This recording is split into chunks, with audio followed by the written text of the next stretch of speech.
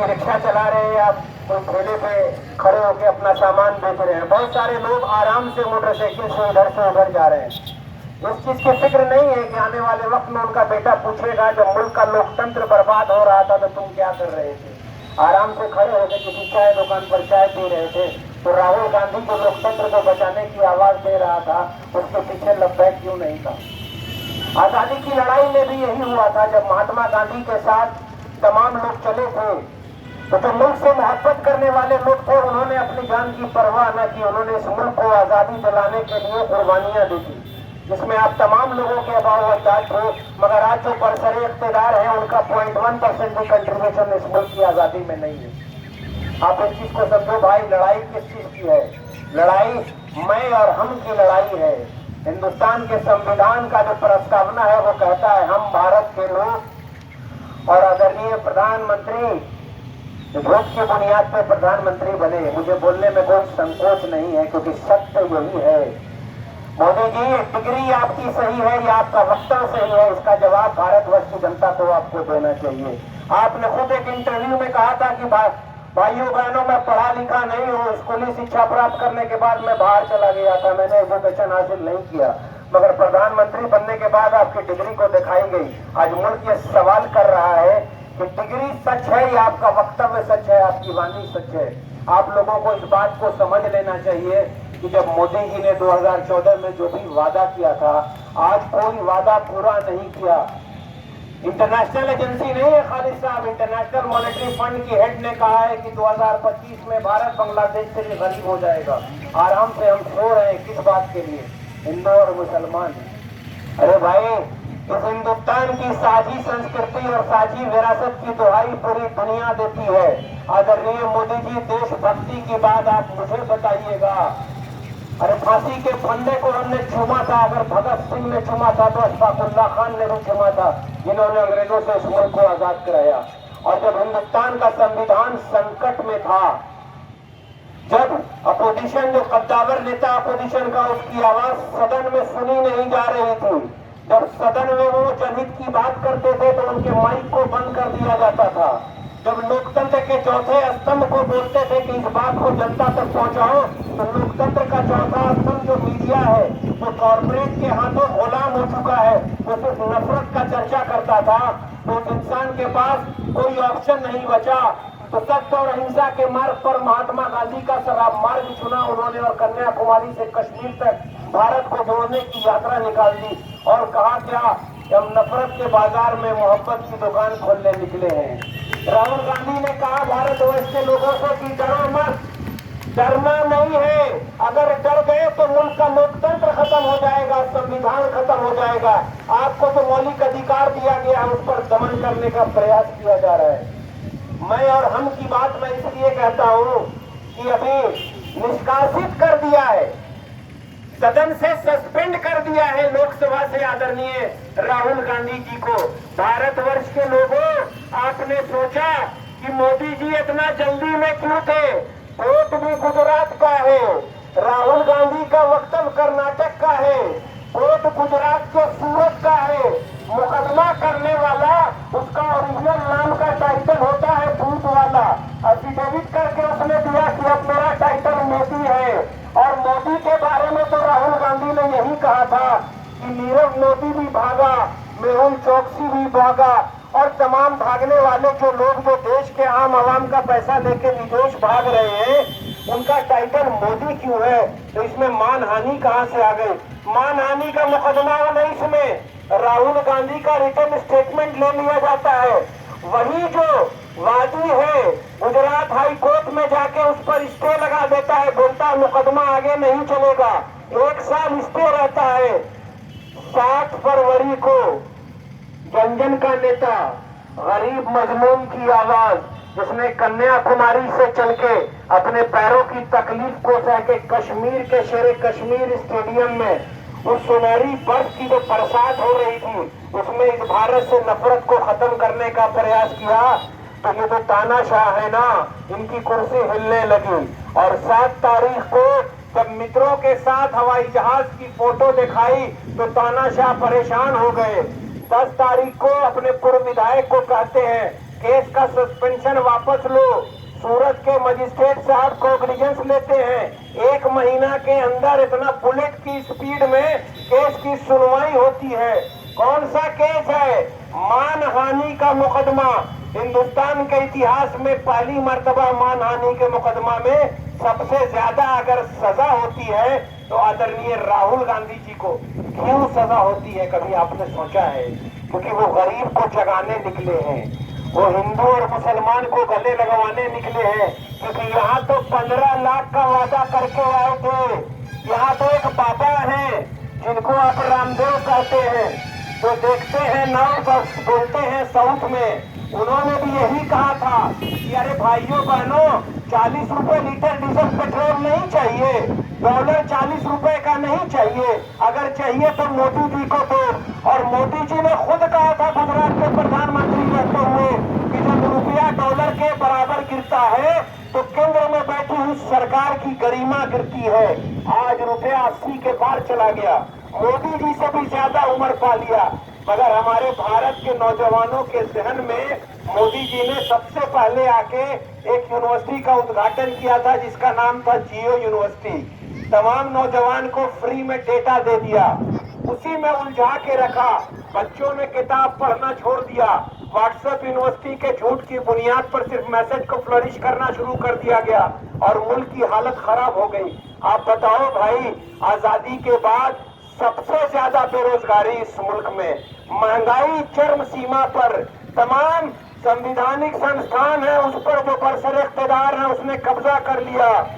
जो लोग कांग्रेस के एक नेता हुआ करते थे नॉर्थ ईस्ट के, हेमंत बिस्व शर्मा जी, बड़े कद्दावर कांग्रेस के नेता, उनके घर ईडी आईटी जाने लगी, लगातार ईडी सीबीआई। बहुत बड़ा भ्रष्ट नेता है।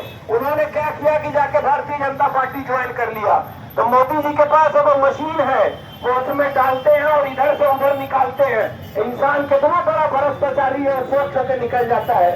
इसलिए भारत, हम लोग क्योंकि रोजा रखे हुए हैं और इस धूप में अध्यक्ष जी को सम्मान है ना भाई, इनकी बात को मानना पड़ता है।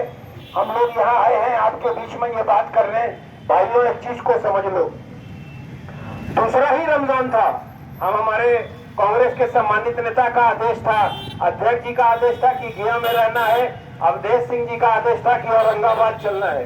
औरंगाबाद में हम लोग हाथ से हाथ जोड़ो यात्रा का वो कर रहे थे। दिल्ली से फोन आता है कि सदस्यता को समाप्त कर दिया गया, दिल्ली पहुंचिए। रमजान में बच्चों को छोड़ के दिल्ली चले जाते हैं। 3 तारीख को राजघाट पर कांग्रेस की पूरी लीडरशिप, हमारे आदरणीय अध्यक्ष खड़गे जी, प्रियंका गांधी जी, तमाम सम्मानित नेता मंच पर हैं। रमजान का महीना है, रामनवमी का व्रत रखे हुए लोग हैं, उस धूप में खड़े हुए हैं, बगल में बापू की समाधि है। अगर जिन लोगों की आत्मा, अंतरात्मा की आवाज होगी, तो मुझे वहां पहुंच के एहसास हो रहा था कि बापू की समाधि भी रो रही थी कि मुल्क को हमने इस हाल के लिए नहीं रखा था जो आज तानाशाह ने इस मुल्क को कर दिया और भारतवर्ष के लोग आराम से सो रहे हैं। निष्कासित तो कर दिया। मर्यादा पुरुषोत्तम राम अगर 14 वर्ष का वनवास न लेते तो न मर्यादा होते न पुरुषोत्तम होते। तो निष्कासित तो किया है राहुल गांधी को। तो सत्य परेशान हो सकता है, विलंब हो सकता है, मगर जब से ही प्रकृति बनी है जीत हमेशा सत्य की होती है।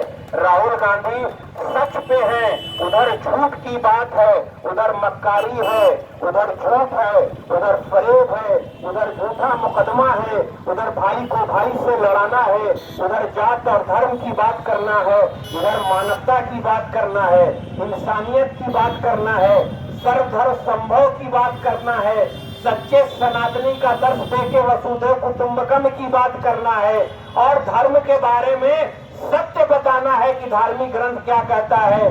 मर्यादा पुरुषोत्तम राम की जो टीचिंग्स है उसको मानने वाले लोग, हम लोग भी बचपन में पंडित जी रहते थे ना, तो मंदिर से जब सिया राम का भजन आता था तो कान में बड़ा अच्छा लगता था सुनने में।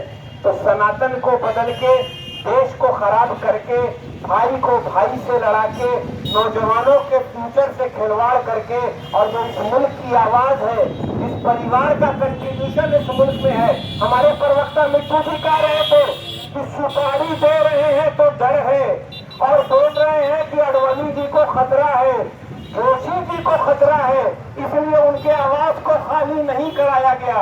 अरे खतरा तो सबसे ज्यादा नेहरू गांधी परिवार के सदस्य को है, जिसकी दादी ने इस देश की मिट्टी में अपने लहू का एक एक कतरा दे दिया, जिसके पिताजी ने विदेश में राहुल जी के चिथड़ा चिथड़ा उड़ा दिया गया।